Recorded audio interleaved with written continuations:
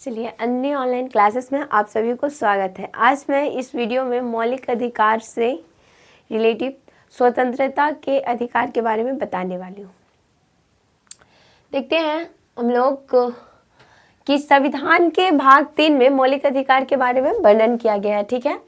और ये इसमें 6 प्रकार के अधिकार मिला है, जिसमें है समता का अधिकार, स्वतंत्रता का अधिकार और शोषण के विरुद्ध अधिकार, धार्मिक स्वतंत्रता का अधिकार, शिक्षा एवं संस्कृति का अधिकार एवं संवैधानिक उपचारों का अधिकार। एक है संपत्ति का अधिकार, जिसे हटा दिया गया है ना।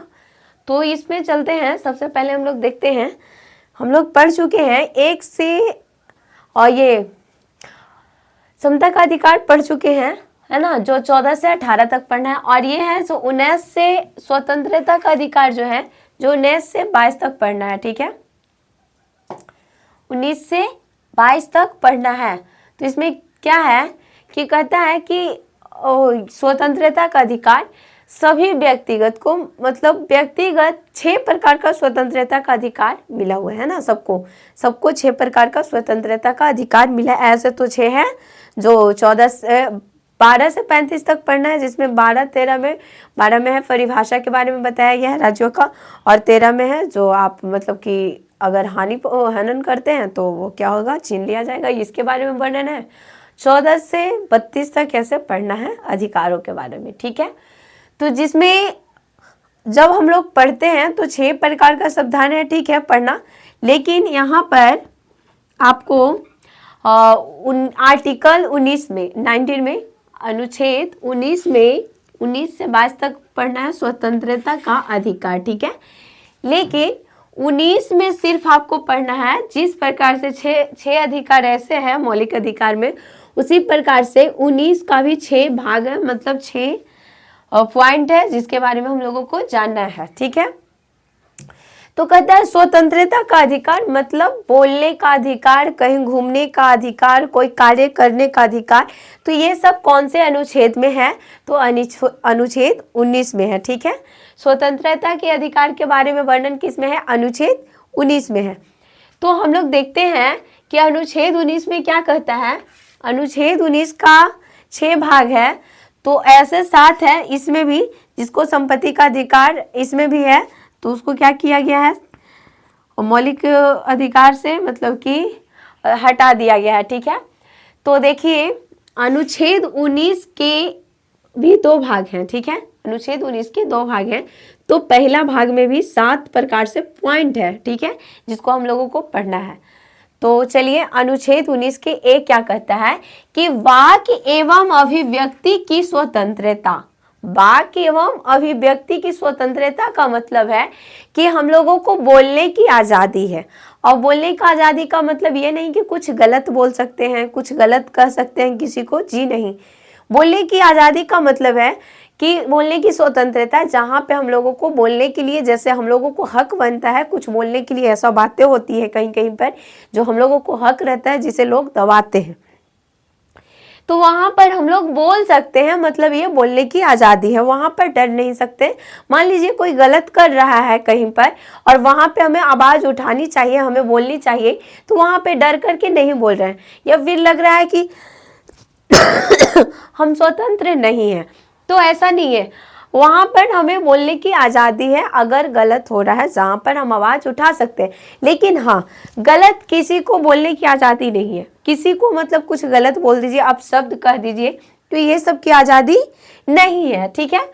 तो हमें बोलने की आज़ादी है किसमें, अनुच्छेद 19 के भाग मतलब 1 जो है उसका ए पॉइंट है, इसमें कहता है कि वाक्य एवं अभिव्यक्ति की स्वतंत्रता। प्रेस की स्वतंत्रता जैसी होती है कि हमें बोलना है, जैसे कोई इंसाफ की बातें होती है कहीं कहीं पर, जिसे हम लोगों को बोलने की ज़रूरत होती है, वहाँ पे बोलना चाहिए। तो कितना लोग होते हैं कि जानते हैं वो हकीकत, फिर भी नहीं बोल पाते हैं, दब जाते हैं। तो जी नहीं, अगर आप सही हैं तो सही बोल सकते हैं, सिर्फ किसी को अपशब्द छुड़ाकर। किसी को गलत ना बोलिए, किसी को ऐसा ना हो कि उसका भी मतलब स्वतंत्रता आप छीन रहे हैं, ऐसा नहीं बोलने की आज़ादी है।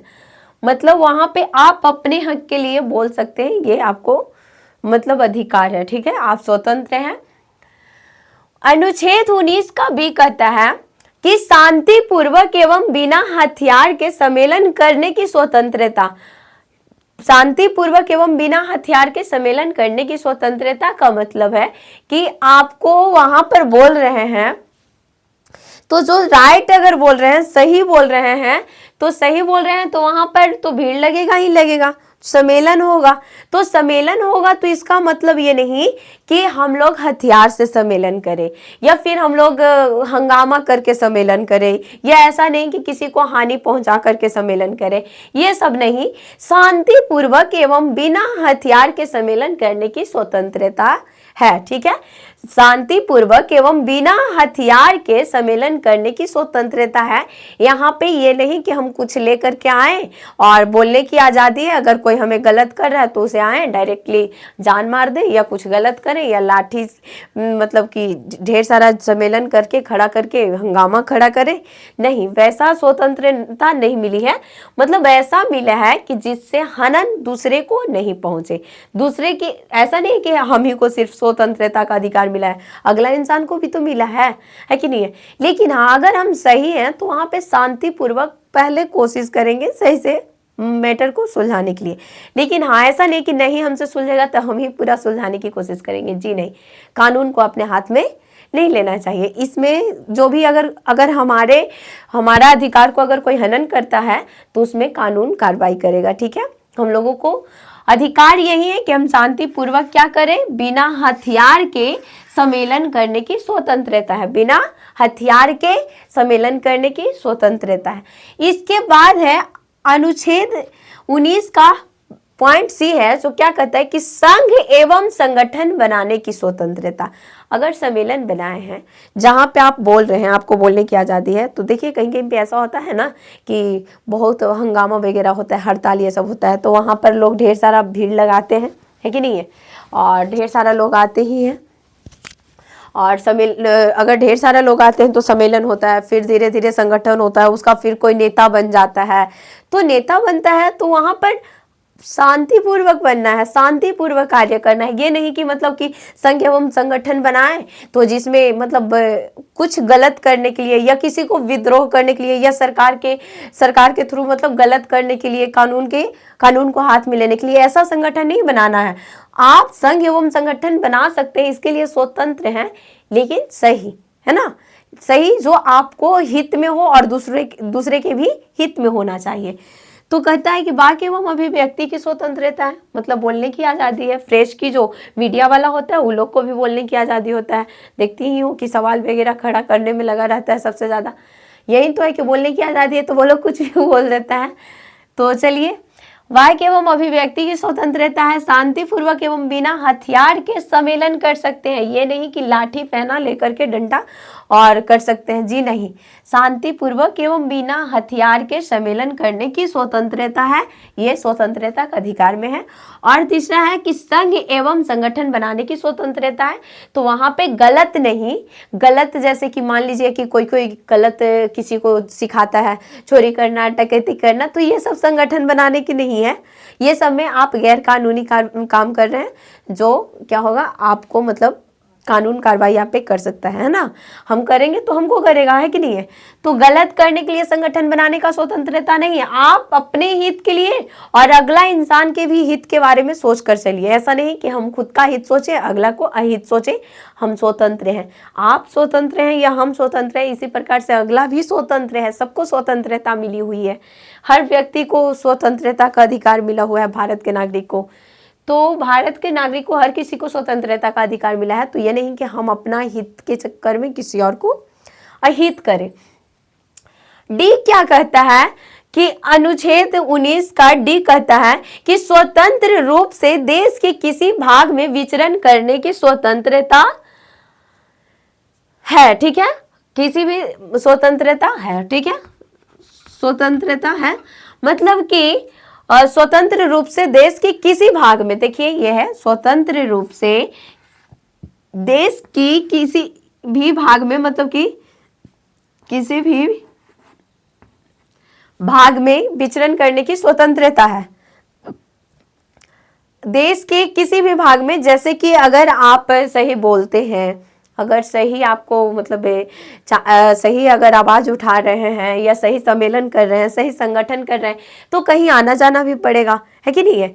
एक जगह से तो कुछ काम होगा नहीं, तो कहीं आना जाना पड़ेगा। अगर बोले हैं तो सम्मेलन हुआ है, तो संगठन हुआ है, तो कहीं आना जाना भी पड़ेगा, या तो फिर ऐसे भी कोई जाता ही आता है। तो देश के किसी भी भाग में विचरण करने का मतलब घूमने के लिए आप स्वतंत्र हैं किसी भी। जैसे मान लीजिए कि कोई ये दिल्ली का है, तो कोई उसको महाराष्ट्र जाने का मन है, तो वो महाराष्ट्र जा सकता है, मध्य प्रदेश जा सकता है, गोवा जा सकता है, पणजी कहीं भी जा सकता है, किसी भी राज्य में वो जा सकता है। और वहाँ देखिए पहले था एक जो नहीं जा सकते थे वहाँ पर जम्मू कश्मीर, ठीक है। जम्मू कश्मीर में पहले नहीं जाने का ये आज़ादी था, लेकिन अब जम्मू कश्मीर में भी लोग जाते हैं, क्योंकि वहाँ भी जाने के लिए अब हो गया है इधर, पहले नहीं था। तो दो स्वतंत्र रूप से देश के किसी भाग में भी विचरण करने की स्वतंत्रता थी, ठीक है। वहाँ देखिए भारत में एकहरी मतलब की शासन है, लेकिन पहले जम्मू कश्मीर दोहरी शासन थी। दोहरी शासन का मतलब क्या होता है कि जिस मतलब एकहरी शासन का मतलब होता है कि राज्य में जो राज्य का ये है वो भी निगरानी, ठीक है, राज्य का मुख्यमंत्री है, लेकिन सारा का सारा कार्यभार राष्ट्रपति को रहेगा, संसद को रहेगा।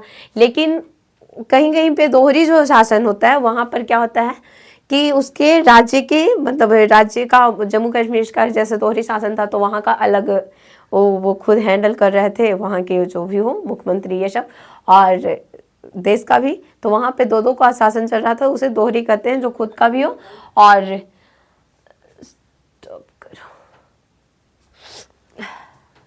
देश की मतलब कि किसी भी जगह पे जा सकते हैं ना। तो यहाँ पे अब जम्मू कश्मीर में भी था 370 लागू किया हुआ, तो वहाँ पर नहीं जाने का था, लेकिन वहाँ पर भी जा सकते हैं, ठीक है। अब वहाँ पर भी जा करके घूम सकते हैं, रह सकते हैं। पहले मतलब घूमने का था, रहने का नहीं था, तो वहाँ भी अब रह सकते हैं। और ये क्या है कि स्वतंत्र रूप से किसी भी देश में मतलब जा सकते हैं, विचरण करने के लिए आप स्वतंत्र हैं, मतलब घूमने के लिए। तो जब अगर घूमने जाइएगा तो ऐसा नहीं है कि मतलब वापस आ जाइएगा 1-2 दिन में ही, ऐसा तो नहीं है। और अगर मान लीजिए कि घूमने गए तो आपको अच्छा लगा, वहाँ पर रहने का मन कर रहा है, तो रहने के लिए अगर आपको अच्छा लग रहा है तो कुछ तो करना पड़ेगा इंतजाम वहाँ पर। या तो संपत्ति का अधिकार, जैसे कि या तो फिर बोलिए वहाँ पर किराया लीजिए, या तो फिर वहाँ पर अगर 1-2 महीना रह गए, 3 महीना रह गए, तो वहाँ पर अपना भी बना सकते हैं, कुछ घूमने गए हैं तो भारत के यहाँ पर क्या है कि वहां पर गए हैं तो अस्थायी रूप से तो रह सकते हैं ना, बसने के लिए तो स्वतंत्र हैं। अनुच्छेद 19 का 5वां मतलब ई कहता है कि भारत के किसी भी भाग में अस्थायी रूप से बसने की स्वतंत्रता। मतलब अगर आप घूमने गए, विचरण करने गए, तो 1-2 दिन में तो आइएगा नहीं वापस, तो नहीं आइएगा, तो वहां पर अस्थायी रूप से रहने के लिए मतलब बसने की स्वतंत्रता है। ऐसा नहीं कि आप घूमने गए हैं यहाँ से और मतलब मान लीजिए कि मध्य प्रदेश से गए, महाराष्ट्र घूमने या कहीं से कहीं घूमने गए, तो ऐसा नहीं है कि वहाँ पर आप आए हैं आज अभी लौट जाइए अपने राज्य में, ऐसा नहीं होता है, ठीक है। तो वहाँ पे अस्थायी रूप से आप बस सकते हैं, ठीक है। तो अस्थायी रूप से अगर बस गए हैं तो इसके लिए आप स्वतंत्र हैं। क्या है? स्वतंत्र हैं। तो अगर अस्थायी रूप से आप बस गए, आप इसके लिए स्वतंत्र हैं, तो इसके बाद तो आपको या तो किराया लेना पड़ेगा या तो खरीदना पड़ेगा। तो मान लीजिए कि आपके पास खूब पैसा वगैरह है तो खरीद भी सकते हैं। तो ये है संपत्ति का अधिकार, जो हम लोग खरीद लिए, ठीक है, खरीदे, लेकिन संपत्ति का अधिकार नहीं है। मान लीजिए कि अगर खरीद लिए लेकिन वहां पर कुछ सरकारी काम करने के लिए सरकार का मतलब जरूरी है, तो वहां पर से हटाया जा सकता है, उसके बदले में मुआवजा दे दिया जाएगा। वो जमीन की कौन ले लेगा? सरकार ले लेगा। तो संपत्ति का अधिकार 44वां संविधान संशोधन 1978 के तहत ये मौलिक अधिकार से हटा दिया गया है। पहले था 1978 के पहले था, लेकिन 44वां संविधान संशोधन के द्वारा क्या किया गया? 44वां संविधान संशोधन के द्वारा 1978 के तहत मौलिक अधिकार से हटा दिया गया है। मौलिक अधिकार से क्या कर दिया गया है? हटा दिया गया है। क्यों हटा दिया गया है? देखिए, संपत्ति का अधिकार होता है तो अभी क्या बोले, रहने देते हैं। कहीं कहीं पे ऐसा होता है, कोई कोई गांव वगैरह या कोई शहर होता है जहां पर मान लीजिए कि कोई काम होते जाता है। अभी तो प्रैक्टिकल में देख ही रहे हैं क्या कि कहीं कहीं पर अगर गली किसी का आ रहा है, रास्ता किसी का आ रहा है या फिर घर किसी का आ रहा है तो कहते हैं हम यहाँ से आगे बढ़ने नहीं देंगे, नली को लेकर, रोड को लेकर, सड़क या कुछ भी मतलब बनने के लिए है। तो ये ऐसा प्रॉब्लम होते रहता था 1978 के पहले। 1978 के पहले क्या होते रहता था प्रॉब्लम कि जैसे मान लीजिए रोड बनते जा रहा है या फिर रेलवे लाइन बिछते जा रही है, तो रेलवे लाइन बिछते जा रही है, रोड बनते जा रहा है, तो आगे जाकर के क्या कहता है कि मतलब किसी ऐसा व्यक्ति का हट्टी का मिल जाता है कि देखिए इसमें सारा ना सुप्रीम कोर्ट का मतलब सुप्रीम कोर्ट के पास जाता था 1978 से पहले। 44वां संविधान संशोधन 1978 से पहले अगर कोई भी ऐसे करता था ना कि जैसे मान लीजिए हमारे जमीन को हमको नहीं देने का मन है, तो कोई लेने आता था, जैसे सरकारी काम होने के लिए स्टार्ट हुआ, सरकारी काम वाला है तो देने का नहीं मन है तो नहीं देते थे। नहीं देने के कारण से तो परेशानी आएगी ही आएगी। ठीक है, ये आगे जाकर के रोड ऐसे बन रहा है तो आगे जाकर के सोजा रोड जा रहा है, ठीक है, फिर आगे से बोला कि नहीं यहाँ से आप टर्न हो जाइए, दूसरे के यहाँ नहीं बनाने देंगे, तो ऐसे कट करके बनाएगा, है कि नहीं है। और फिर वहां से अगर कट भी कर दिया तो फिर अगला इंसान कुछ दूर जाकर के फिर अगला कोई ऐसा इंसान हट्टी मिल गया जो बोल रहा है कि हम आपको नहीं देंगे, तो नहीं देंगे। तो ऐसा ऐसा कारनामा होने की वजह से क्या होता है, सड़कें वगैरह में प्रॉब्लम होती थी बनाने में, या रेलवे लाइन भी बिछने में प्रॉब्लम होती थी। तो ये सब के कारण से सुप्रीम कोर्ट में जाते थे ना, तो सुप्रीम कोर्ट बात किसकी सुनती थी, पहले 1978 के पहले सुप्रीम कोर्ट बात सुनती थी। जैसे हम गए शिकायत करने तो मेरा ही बात सुनेगी सुप्रीम कोर्ट, वो सरकार को नहीं सुनेगी, अगला इंसान को नहीं सुनेगी। जब सुनेगी तो मेरा ही सुनेगी, और डायरेक्टली मतलब सुनेंगे और डायरेक्टली मतलब बोलेंगे कि हाँ मतलब मेरे पक्ष में जवाब देंगे जो भी हो। अगर हम लड़ाई कर रहे हैं तो मतलब हट कर रहे हैं ना, तो वो मेरे ही पक्ष में बात करेंगे, ठीक है। तो ऐसा होते रहता था 1978 के पहले, जिसके कारण से बहुत मतलब कि बहुत गलत हो रहा था। और जैसे गलत होने का मतलब यही है कि रेलवे लाइन बिछाने में प्रॉब्लम हो रही थी, सड़कें बनाने में प्रॉब्लम हो रही थी, या कोई और कार्य करने में प्रॉब्लम हो रही थी। तो ये सब को लेकर के लिए संपत्ति का अधिकार को क्या किया गया कि एक संशोधन हुआ, ठीक है। बोला गया कि आप जब तक रहिए, जैसे कि अगर कोई काम वहां पर नहीं होता है तो आप रहिए, आप वो उसको अपना मतलब मानिए, लेकिन अपना अभी मान रहे हैं, लेकिन अगर कोई काम रहेगा वहां पर तो वो आपका नहीं है, उसके बदले में मुआवजा देकर के आपको हटा दिया जाएगा, ठीक है। तो यही हुआ, संशोधन हुआ। तो संपत्ति का अधिकार को लेकर के एक संशोधन हुआ जो 44वां संविधान संशोधन 1978। 44वां संविधान संशोधन का मतलब कि 44वां ये संशोधन हुआ और 1978 टाइम संशोधन हुआ था। तो उसके तहत बोला जाता है कि मौलिक अधिकार से ये हटा दिया गया, संपत्ति का अधिकार इसमें से भी हटा दिया गया, और जो 6 प्रकार का ऐसे भी है मेन मतलब है ना, उससे भी हटा दिया गया, ठीक है। चलिए, तो 44वां संविधान संशोधन 1978 के तहत क्या कर दिया गया, संपत्ति का अधिकार को हटा दिया गया, जो 19 के छठा है, ठीक है। ऐसे भी छठा को भी हटा दिया गया है मौलिक अधिकार में से, और इसमें भी से छठा को हटा दिया गया है, ठीक है। इसके बाद है तो हाँ, हटा देने का मतलब ये नहीं कि मतलब हटा दिया गया तो आप खरीद नहीं सकते, खरीदिए, आपका वो है, आप मतलब आप अपने नाम से करवा लिए, सब कुछ है ठीक। लेकिन जब अगर सरकार को वहां पे कोई कार्य रहेगा करना, तो क्या करेगा सरकार, वो चीज को ले लेगा और उसको उसके बदले में आपको मुआवजा दे देगा। जिस प्रकार से इधर देख रहे होंगे 6 लाइन जा रहा है, तो बहुत सारे के तो खेत तो सरकार ने ही अपना मतलब जो भी मंत्री वगैरह हैं वो तो अपना नहीं रखे हैं, है कि नहीं है, किसी इंसान का ही है, किसी किसान का ही है कि नहीं है। तो अगर किसी का भी वहां पर है तो उसके जो सोझे से आ रहा है बनते, ये थोड़ा टर्निंग भी हुआ होगा कहीं कहीं पर, तो लेकिन बनते आ रहा है तो किसी का तो खेत में ही बनते आ रहा है, किसी का खेत से ही होते आ रहा है, तो उसके बदले में उसको क्या किए होंगे, सरकार क्या किया होगा, मुआवजा दिया होगा, है कि नहीं है। उसके बदले में क्या किया गया होगा, मुआवजा दिया गया होगा। तो संविधान संशोधन के द्वारा ये 78 के थ्रू क्या कर दिया गया, संपत्ति का अधिकार छीन लिया गया है, तो मतलब हटा दिया गया। तो अगर काम रहा सरकार को तो सरकार आपको उसके बदले में मुआवजा देकर के क्या कर रही है, ले ली, ठीक है।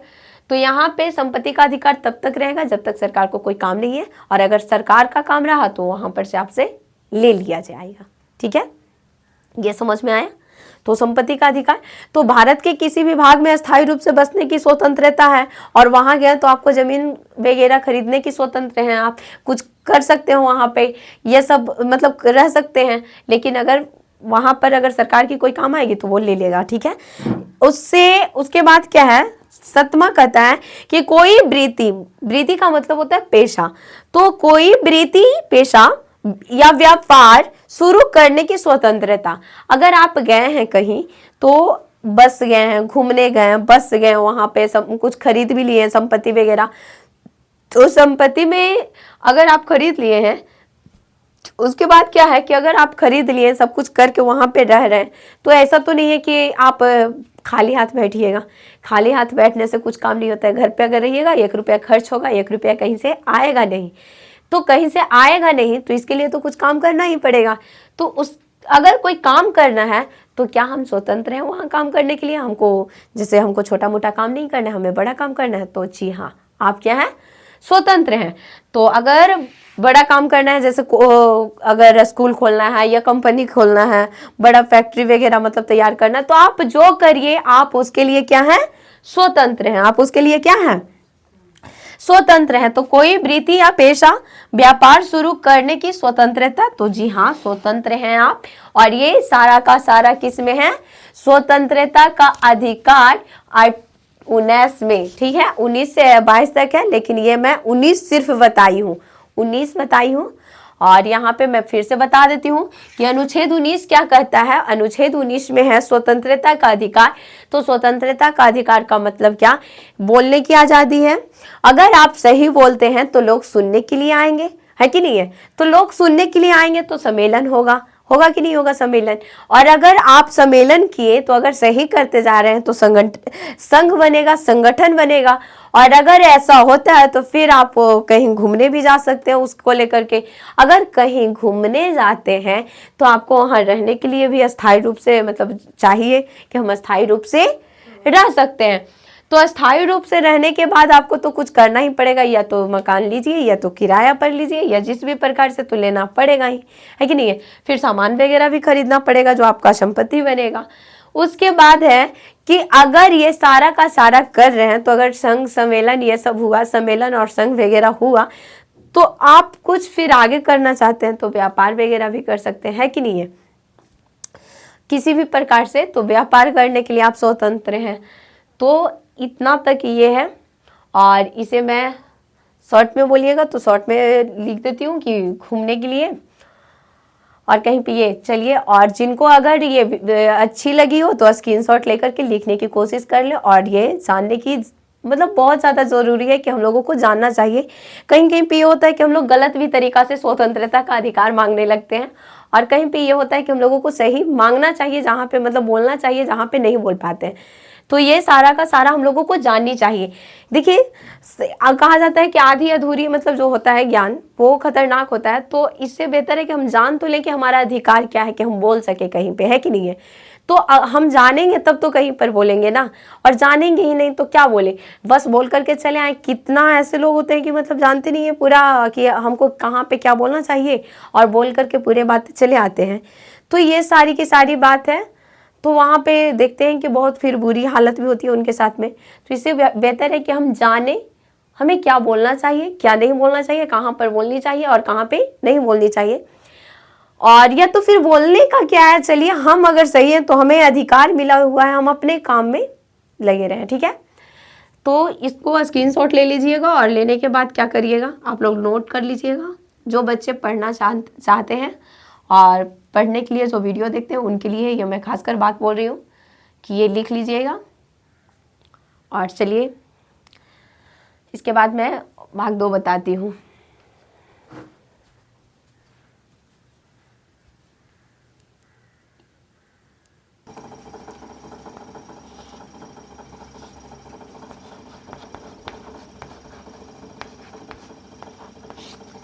चलिए देखिए, यहाँ पर क्या है कि अनुच्छेद 19 का एक हम बताएं अभी, और उसमें क्या बताए थे कि हम लोगों को 6 मतलब ऐसे 7 अधिकार होता है, लेकिन क्या है कि 1978 के द्वारा 44वां संविधान संशोधन के द्वारा संपत्ति का अधिकार को मौलिक अधिकार से हटा दिया गया है, ठीक है? लेकिन हम लोगों को जो अधिकार पढ़ना था वो हम लोग तो जान लिए कि ठीक है अधिकार है हम लोगों को, लेकिन इसका कहाँ पर अधिकार जो है हम लोगों से छीन लिया भी जाएगा, ठीक है? तो देखिए, अनुच्छेद 19 का भाग 2 भी ये कहता है, मतलब इसमें ये बताता है कि इस अनुच्छेद में यह प्रावधान किया गया है कि राष्ट्र की एकल एवं अखंडता को सुनिश्चित करने के लिए इन व्यक्तिगत स्वतंत्रताओं पर प्रतिबंध लगाया जा सकता है। जैसे अगर हम लोग एकल अखंडता को अगर हम लोग मतलब हानि पहुंचाते हैं, अगर उसका हनन करते हैं या कानून का हनन करते हैं, तो क्या किया जाएगा कि हम लोगों से स्वतंत्रता का अधिकार को छीन लिया जाएगा। देखिए एक ऐसे मतलब और कभी कभी ऐसा होता है कि आपातकाल वगैरह लगता है ना, तो आपातकाल लगता है उस समय भी हम लोगों से क्या होता है कि मौलिक अधिकार को छीन लिया जाता है। एक अनुच्छेद 20 जो है उसको नहीं छीना जाता है, लेकिन ये जो सारा का सारा अधिकार है ये सबको क्या होता है उस समय छीन लिया जाता है। ठीक है, एक अनुच्छेद 19 और 20 जो ये सब है उसमें नहीं छीना जाएगा, लेकिन बाकी जो अनुच्छेद है और ये बाकी जो अधिकार है वो क्या कर दिया जाता है, छीन लिया जाता है जब आपातकाल लगता है तो कभी कभी। लेकिन देखिए छीना इसलिए जाता है, मतलब उस समय हटाया इसलिए जाता है मौलिक अधिकार को, मतलब वापस ले लिया जाता है कि जैसे मान लीजिए अगर किसी देश से आक्रमण वगैरह हो रहा है, ठीक है, तो देश से आक्रमण हो रहा है तो बहुत ज़्यादा हो जाता है, कभी कभी बहुत मतलब बहुत भयंकर कुछ हानियाँ भी होने लगती है, देश को क्षति पहुंचने लगता है। तो उस समय वो लोग ऐसा हो, देखिए ऐसा नहीं है कि वो लोग कुछ भी करते हैं, आपातकाल भी अगर लगता है वो सेफ के लिए ही लगता है कि नहीं है, वो किस लिए लगता है, सेफ के लिए ही लगता है। तो हम लोगों को सेफ के लिए ही लगता है, तो उस समय क्या होता है कि छीन लिया जाता है। और उस समय तो छीना गया जब सरकार आपातकाल लगाई तब, या तो फिर कुछ देश में ऐसा हो रहा है काम वहां पर, तो उसको लेकर के मतलब हम लोगों से छीना जाएगा। लेकिन कहीं कहीं पर हम लोग अगर गलत करते हैं, अगर हानि पहुंचा रहे हैं, तो वहां से भी हम लोगों को मौलिक अधिकार को छीन लिया जाएगा। ठीक है, अगर हम लोग देखिए हम लोगों को ये अधिकार नहीं बनता है कि कोई भी हो कानून में या तो फिर संसद वगैरह में जो सारा का सारा तो मतलब ये चल रहा है संविधान में, तो किसी पे भी मतलब हम लोगों को ये नहीं है कि उन लोगों को मतलब मतलब का या फिर हम लोग कुछ लफ्ज उठाए मतलब बोले अपशब्द कह दें, अगर कुछ ऐसा करते हैं तो उसमें भी हम लोगों से छीन लिया जाएगा मौलिक अधिकार। या फिर गलत कुछ अपना कदम उठा रहे हैं, जैसे कि मान लीजिए हम लोग बमबारी वगैरह कर रहे हैं या गलत कुछ कर रहे हैं, तो वहाँ पर भी क्या होगा, मौलिक अधिकार को छीन लिया जाएगा। ठीक है, कोई कोई होता है ऐसा नहीं कि नहीं सारा का सारा देश में इंसान ही नहीं है कि सबको अधिकार मिला ही रहेगा, कोई कोई ऐसे भी उनको भैया बोलिए या जो भी बोलिए है कि नहीं है, कोई कोई इतना मतलब ज़्यादा हो जाते हैं दिमाग से ज़्यादा ये कि वो क्या कर रहे हैं, गलत कदम उठा रहे हैं, तो गलत कदम उठाने के लिए तो वो देश का उस समय नागरिक नहीं माने जाते हैं, और वो गलत कदम उठाने की वजह से उनको क्या किया जाता है कि मौलिक अधिकार उनसे छीन लिया जाता है। तो इसलिए सबको जानना चाहिए कि हम लोगों को क्या अधिकार है क्या नहीं है, और क्या करना चाहिए क्या नहीं करना चाहिए। जो भी हो, हम किसी को कुछ भी नहीं कर सकते हैं सब। चलिए यहाँ पे है कि इस अनुच्छेद में यह प्रावधान किया गया है कि राष्ट्र की एकल एवं अखंडता को सुनिश्चित करने के लिए इन व्यक्तिगत स्वतंत्रताओं पर प्रतिबंध लगाया जा सकता है। कि मतलब अगर हम लोग गलत करेंगे तो प्रतिबंध लगाने का मतलब है कि वो वापस ले लिया जाएगा, उस पर प्रतिबंध लगा दिया जाएगा कि इस अधिकार के काबिल आप नहीं है। जैसे कोरोना काल आया था तो उस समय भी हम लोगों से समझिए कि मौलिक अधिकार छीन लिया ही गया था कि बाहर नहीं घूमना है, घूमने की आज़ादी थी, एक जगह से दूसरे जगह जाने की। यहाँ तो हाट बाजार में भी जाने की आज़ादी नहीं थी, मार्केट वगैरह भी नहीं जाने की आज़ादी थी। रोड पर जाने पर भी अगर वहाँ पे जैसे कि पुलिस वगैरह का पुलिसकर्मी वगैरह जहाँ पे लगे हुए हैं, अपना कर्फ्यू वगैरह लगाए हुए हैं, तो वहाँ पर भी जाने की आज़ादी नहीं थी। तो उस समय भी हुआ कोरोना काल में 2020 से 21-22 में जो चलते रहा, ये समय भी क्या हुआ था, छीन लिया गया था सबसे मौलिक अधिकार को, है ना। उसके बाद है कि अनुच्छेद 20 क्या कहता है कि दोष सिद्ध के संबंध में संरक्षण, दोष सिद्ध के संबंध में संरक्षण क्या कहता है कि इस अनुच्छेद में है अगर मतलब कोई व्यक्ति है, दोष सिद्ध के संरक्षण मतलब संबंध में संरक्षण, अगर कोई व्यक्ति है कोई गलत किया है, क्या हुआ दुपट्टा से फिट रहा है,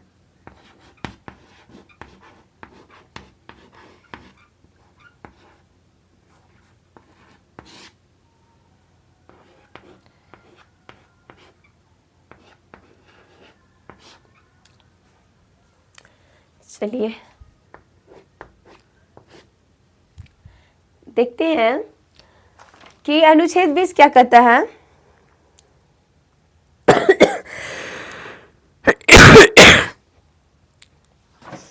अनुच्छेद 20 कहता है कि दो सिद्ध के संबंध में संरक्षण।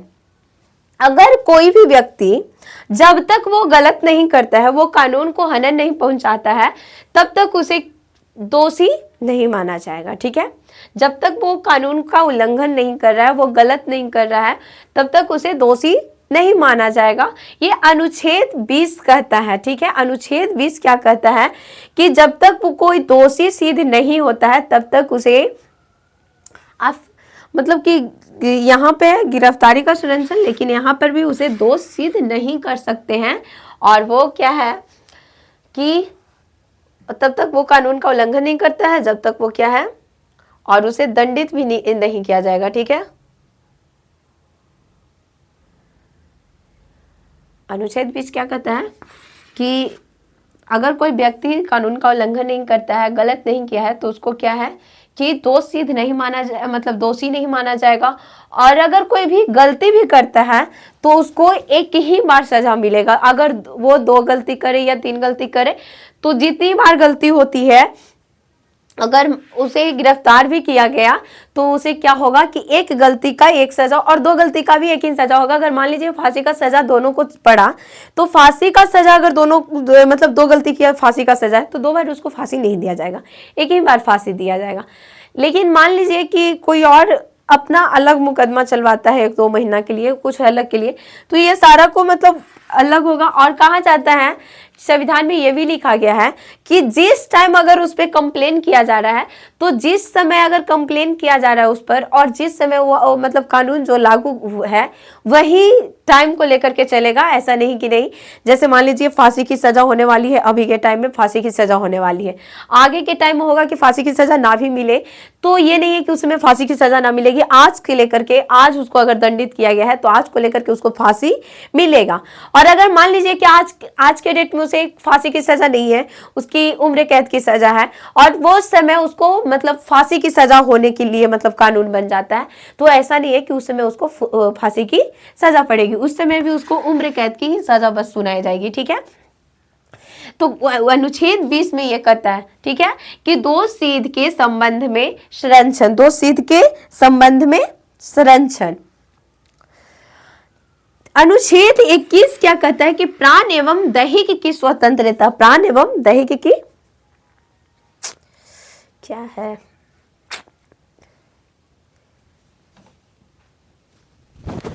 प्राण एवं दैहिक की स्वतंत्रता। अनुच्छेद 21 क्या कहता है कि प्राण एवं दैहिक की स्वतंत्रता। इसमें क्या है कि हर व्यक्ति को, भारत के हर नागरिक को क्या हुआ, किधर शौक से यही होगा, प्राण एवं दैहिक की स्वतंत्रता। अनुच्छेद 21 में क्या कहता है कि प्राण एवं दैहिक की स्वतंत्रता, कोई भी भारत की नागरिक है उसे कोई मार नहीं सकता है ना, कोई भी मार नहीं सकता है, या तो उनके माता पिता खुद क्यों न जन्म दिए हैं, उनको भी ये अधिकार नहीं बनता है कि वो अपने बच्चों को मार सकते हैं। और ये खुद को भी अधिकार नहीं है कि जैसे मान लीजिए कि हम खुद मरना चाहें, तो आत्महत्या करना चाहें, ऐसा तो हम करना नहीं चाहते हैं जो भी हो प्राकृतिक से ही मौत आए तो अच्छी बात है, खुद से ऐसा नहीं।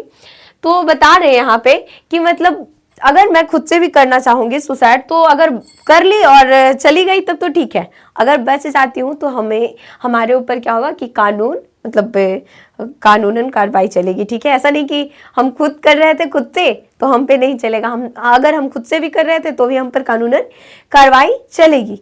तो यहाँ पे कहता है कि प्राण एवं दैहिक की स्वतंत्रता मतलब आप खुद भी नहीं ले सकते हैं और आपको कोई ले भी नहीं सकता है जान, और आप किसी की भी जान ले भी नहीं सकते हैं। ठीक है, या तो माता पिता हो या तो फिर कोई भी हो, या कितनों बड़ा कोई दुश्मन ना हो, उसको भी ये अधिकार नहीं है कि जान ले। ठीक है, कोई कहते हैं ना कि माता पिता के हम तुमको ये किए हैं, हम मतलब गुस्सा में ऐसा एग्जाम्पल मिलता है किसी किसी को कि हम जान ले सकते हैं, जान ले लेंगे, तो ऐसा किसी को भी अधिकार नहीं है। यह अनुच्छेद 21 कहता है। ठीक है, अनुच्छेद 21 में क्या कहता है कि हर व्यक्ति को जीने का अधिकार है, हर व्यक्ति को जीने का अधिकार है। और अगर वो मान लीजिए क्यों, देखिए यहाँ पे अगर वो गलत करके आया है तो उसको सजा मिला उम्र कैद की, और वो जेल से छूट के आ गया तो उसे फांसी की सजा नहीं मिली, तो बाहर वाला कोई लोग ऐसा नहीं करेगा कि उसे मारेगा। ये तो फिर मान लीजिए कि हमें वो मारने की कोशिश कर रहा था, तो कोई अदर इंसान भी उसको मार नहीं सकता है। अगर वो मारा, हमको जान से मार दिया, अदर इंसान उसको नहीं मार सकता है, अदर इंसान उसको नहीं मार सकता है, डायरेक्टली कानून उसको मतलब सजा देगी। लेकिन अगर हाँ, यहाँ पर ये भी कहता है कि अगर हमको पर मतलब हमला किया गया है तो हम अपने जान को बचाने के लिए कुछ कर सकते हैं, ठीक है। हम अपने जान को बचाने के लिए, अगर ज्यादा हमको हो रहा है, हावी हम पे हो रहा है अगला इंसान, तो हम वहां पे जान बचा सकते हैं और उसको किसी भी प्रकार से चोट पहुंचा करके हम अपने आप को बचा सकते हैं। अगर ज्यादा ऐसा होता है तो कहा जाता है कि अगर प्राण लेने वाला बात है, जैसे कोई प्राण लेने लगता है, बहुत सारे ऐसे घर में होते हैं गंदे गंदे हरकतें कि कहीं पे दहेज की खातिर से बहुओं को, तो कहीं पे बेटियों को, कहीं पे किसी कारण से बेटियों को भी मार दिया जा रहा है, बेटों को भी मार दिया जा रहा है। ऐसा नहीं है कि नहीं, अभी तो लग रहा है कि मतलब मार काट से ज्यादा ही रिलेटिव बातें सुनने को मिलता है कि नहीं है।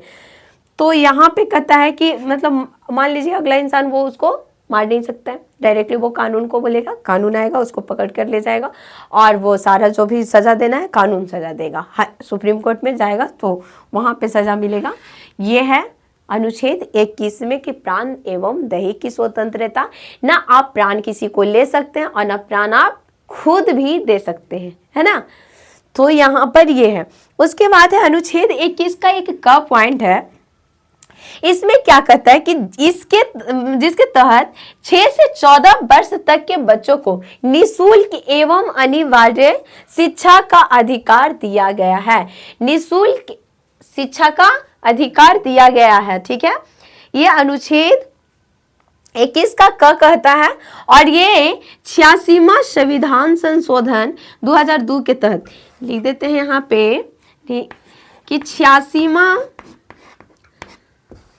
संविधान संशोधन के द्वारा, संविधान संशोधन के द्वारा ये बताया गया है। 26वां संविधान संशोधन 2002 के तहत,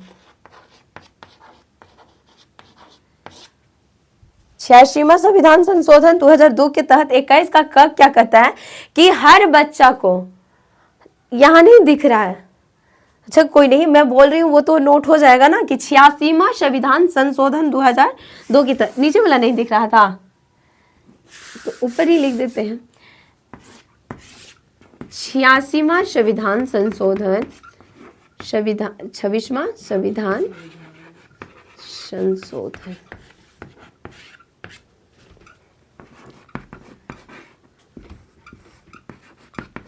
संशोधन 2002 के तहत क्या कहा गया है कि 6 से 14 वर्ष तक के बच्चों को निःशुल्क एवं अनिवार्य शिक्षा, निःशुल्क का मतलब क्या है कि फ्री में सरकार शिक्षा मतलब देने का मतलब शिक्षा का अधिकार दिया है, ठीक है।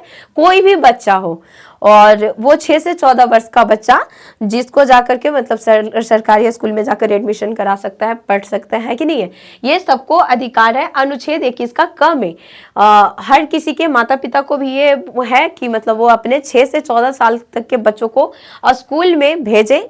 ऐसा नहीं है कि नहीं, पढ़ने का तो अधिकार सबको है, लेकिन यहाँ पे सरकार मतलब कानून के द्वारा ही, संविधान के द्वारा ही बताया गया है कि 6 से 14 वर्ष तक के बच्चों को निःशुल्क एवं अनिवार्य शिक्षा का अधिकार दिया गया है, ठीक है।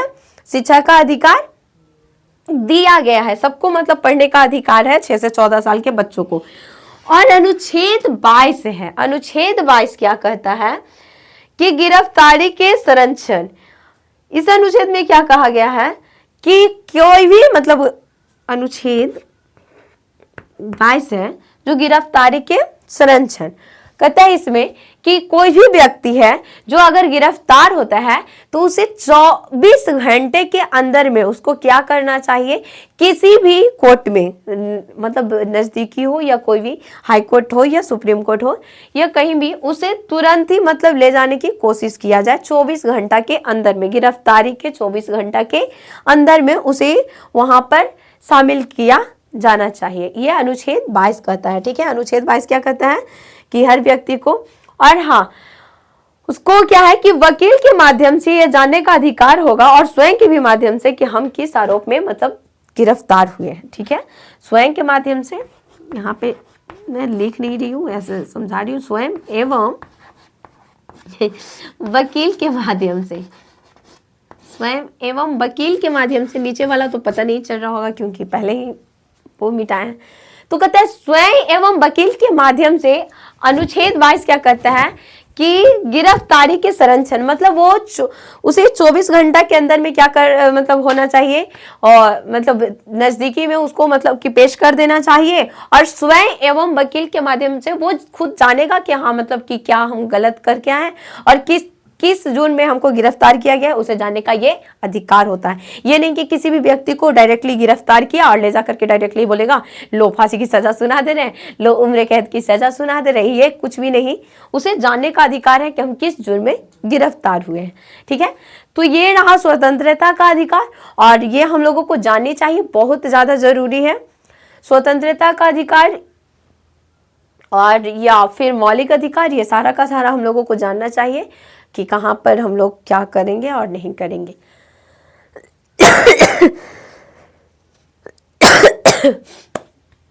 चलिए, तो इसमें यहां तक रहा, और मैं टोटल बता देती हूँ कि 19 के भाग 1 से ही मैं बता देती हूँ कि 19 से 22 तक तो हम लोगों को पढ़ना है स्वतंत्रता का अधिकार, है ना।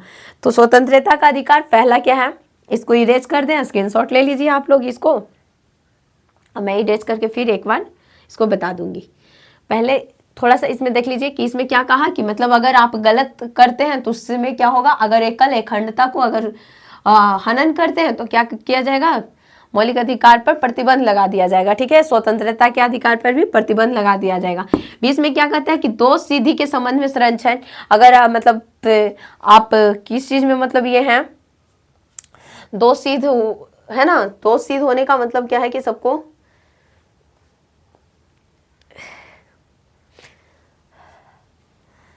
इसमें क्या है कि तब तक मतलब दंडित नहीं किया जाएगा जब तक आप मतलब कि गलत नहीं है, कानून का कोई है मतलब ये नहीं किए हैं। और यहाँ अनुच्छेद 21 में क्या कहता है, प्राण एवं देह की स्वतंत्रता, सबको स्वतंत्र है, सबको जीने का अधिकार है। ठीक है, और अनुच्छेद 21 का क्या कहता है कि जिसके तहत 6 से 14 वर्ष तक के बच्चों को निःशुल्क एवं अनिवार्य शिक्षा का अधिकार दिया गया है। और 22 क्या कहता है कि गिरफ्तारी के संरक्षण, मतलब किसी भी व्यक्ति को 24 घंटा के अंदर में देखिए गिरफ्तार हो जाता है तो मार पीट करके भी उगलवाया जाता है। ऐसा नहीं है कि नहीं, मार पीट करके उगलवाने से बेहतर है कि वहां पर आप शांति से रहिए, फिर अगर मतलब आगे जाना है, लेकिन ऐसा नहीं होता है, लेकर के जाकर के पीट पाट के रख देता है। ये तो देखने को मिलता है। ये मौलिक अधिकार में ये बताया गया है कि मतलब पुलिस लोगों को हाथ उठाने का अधिकार नहीं रहता है जब तक वो गलत नहीं करता है, तो या गलत साबित नहीं हो जाता है तो, और गलत साबित भी होता है तो वहां पर उसको ये नहीं होता है। लेकिन इधर के क्या है पुलिस लोग, मतलब मालूम नहीं, ठोक ठाक में ही पहले लग जाते हैं, उसके बाद उगलवाने में लगे रहते हैं। तो ये सब है कि जानना सबको जरूरी है। अगर आप जानते हैं, अगर आपको साथ कभी गलत ऐसा होता है तो फिर आप हक से बोल सकते हैं। अगर नहीं जानिएगा तो फिर पिटाइए, मार खा करके घर वापस आइए, है कि नहीं। आप गलत भी नहीं किए होंगे तो मार खा करके घर पे वापस आइए फिर भी। इसलिए ये सारे को सारे जानना बहुत ज़रूरी है। और स्क्रीनशॉट इसका ले लीजिए, इसके बाद मैं शॉर्ट में बता देती हूँ फिर से।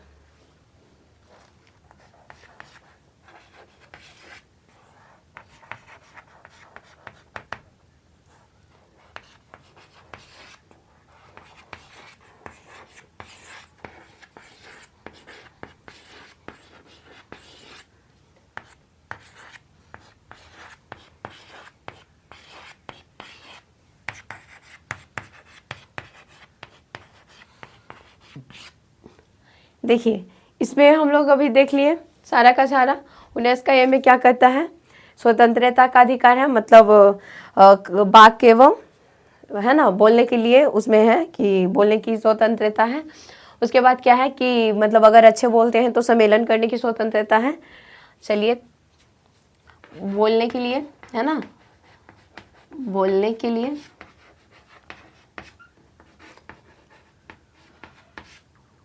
इसके बाद क्या है, सम्मेलन का, है ना। इसके बाद है संगठन, फिर घूमने का, कहीं भी घूम सकते हैं, फिर बसने का, और फिर क्या है, बसने के बाद क्या है, संपत्ति का। लेकिन इसको क्या कर दिया गया है, हटा दिया गया है। और ये क्या है, व्यवसाय करने का,